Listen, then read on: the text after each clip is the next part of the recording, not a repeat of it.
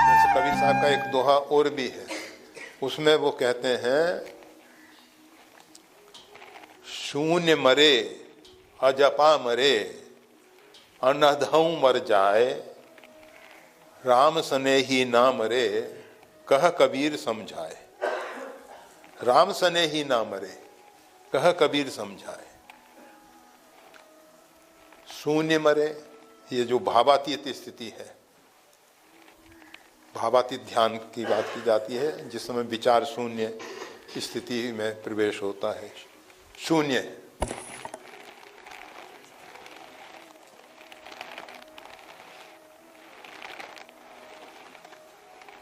अजपा,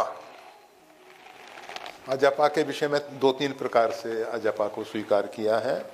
एक तो अहंकार शून्य अवस्था में जो जप है वो अजपा है। एक दूसरा जो श्वास प्रश्वास जो एक ध्वनि हो रही है,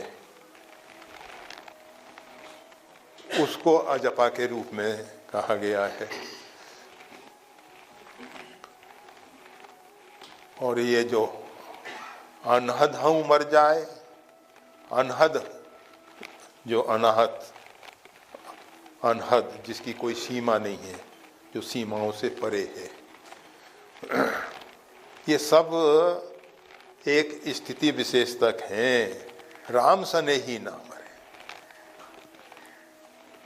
परंतु जो परमात्मा का स्नेही है, मतलब प्रेम जो है, वो अमृतो भवति, वो अमृत है।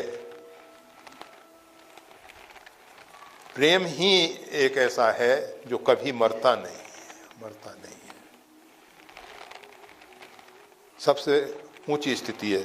तो ये सुरत शब्द जो है अनाहत शब्द है, अनहद शब्द है।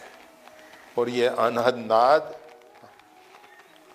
वैसे मीरा के, कबीर के बहुत सी साखियों में, बहुत भजनों में ये शब्द, सुरत शब्द का प्रयोग हुआ है, स्मृति का है। और कौन सी स्मृति? जो अर्जुन को प्राप्त हुई, उस परमात्मा का बोध हो जाना, अपने स्वरूप का बोध हो जाना। हम कौन हैं, हमारा स्वरूप क्या है। कर्म की हुई स्वरूप ही चीन है। और जब व्यक्ति को अपने स्वरूप का बोध हो जाता है तो फिर कर्म के बंधन से वो मुक्त हो जाता है। कर्म का बंधन कब तक है? जब तक कर्ता हमिति मन्यते, जब तक वो अपने आप को कर्ता मान रहा है तभी तक कर्म का बंधन है। स्वरूप का बोध होने पे कर्तृत्व भाव से जीव ऊपर उठ जाता है। ना हम किया ना करेंगे, जो कुछ किया सो रहा, हम कुछ नहीं कर रहे हैं। तो ये सुरत शब्द जो है अनहद शब्द है, अनाहत शब्द है। और ये स्वाभाविक हो रहा है।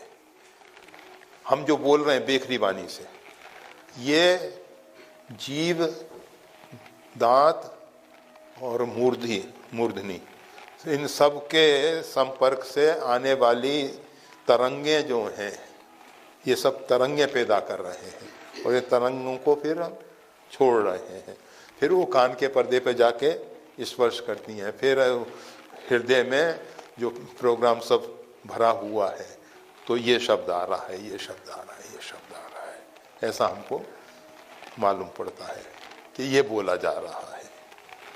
और फिर उसके बाद अनेक प्रकार की प्रतिक्रियाएं, जिन भाषाओं को हम नहीं जानते उसमें कुछ भी बोले जाओ, कुछ नहीं पता लगता, परंतु जिनको हम जानते हैं वो सब अंदर भरा हुआ है कि ये बोल रहा है, इसका तात्पर्य है, इसका अर्थ ये है, इसमें इस प्रकार की गंध आ रही है, इसके बोलने का लहजा जो है, इसकी टोन जो है वो इस प्रकार की है। सिरा तो ये श्रुत शब्द में लीन है, शब्द सुरत में लीन है, विसरत कब होना ही। जिन्होंने अपने मन बुद्धि चित्त अहंकार को अपना चेला बना लिया है, वही गुरु हैं। हम गुरु हैं, कबीर साहब गुरु हैं, और उनका चेला हमारे गगन में चेला है, चितमाही शब्द सूरत में लीन है, विशत कबहूं। इस प्रकार से इसका अर्थ हो सकता है, हमें नहीं मालूम कि है या नहीं है। अब वो तो कबीर साहब जाने किस प्रकार से उन्होंने कहा। वास्तविकता यही है ना, जो महापुरुष कहे वो किस भाव से किस स्थिति में कहे हैं। कौन सी परिस्थितियां थी जिसमें उनका ये बयान आया, एक प्रभाषण उन्होंने दिया। जय श्री राम।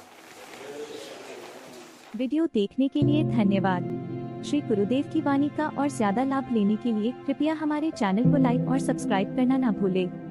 चैनल का लिंक डिस्क्रिप्शन बॉक्स में उपलब्ध है। जय श्री राम।